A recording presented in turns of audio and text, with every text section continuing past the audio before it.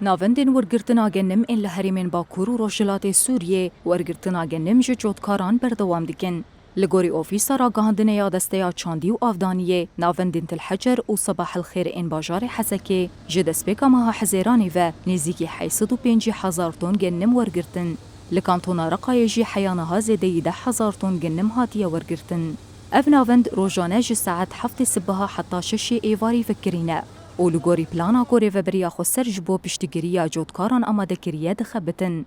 Hevseroka Komîteya Aş û Depoyan a bajarê Hesekê, Hacer Ehmed ji Rojava TV re diyar kir ku tevî barana kêm jî lê kalîteya genimê îsal baş e. Zuhayî ser me derbas bûn, gorî zirûfê cewî ser me zehmet derbas bûn.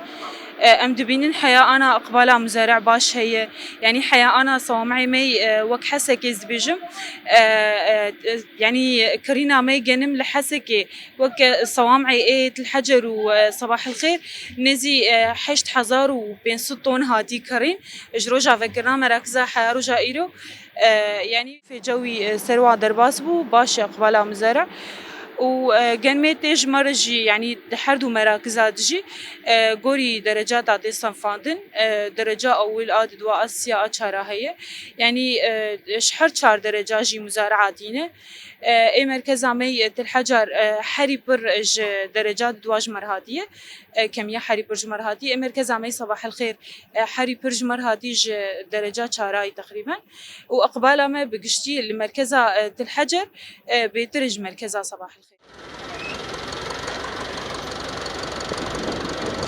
Rêveberê ofîsa depoya genim a Komîteya Aş û Depoyan a Reqayê, Eymen Elelî jî anî ziman ku cotkar sirdana wan dikin û heya niha zêdeyî 10,000 ton genim wergirtin. بالنسبة لمراكز شراء الحبوب في الرقة للموسم الحالي ji bo wergirtina mawsimê genim ya vê salê me sê navendên sereke li kantona Reqayê vekirin ew jî navendên Kebeş, Bedir û Selhebiyê ne. Heta niha li her sê navendan zêdeyî 10,000 ton genim hatine wergirtin.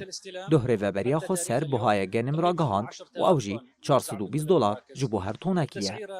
Her sê navendên me ji saet 7 sibehê ve heya 5 îvarî di nav xizmetê dane da ku genim ji cotkaran werbigirin. Heya dawiyê em ê bi cotkaran re alîkar bin da ku ti estangiyan di dayîna mawsima xwe de nebînin. ما ينام برات المركز مشان ما يصير تعب عليه.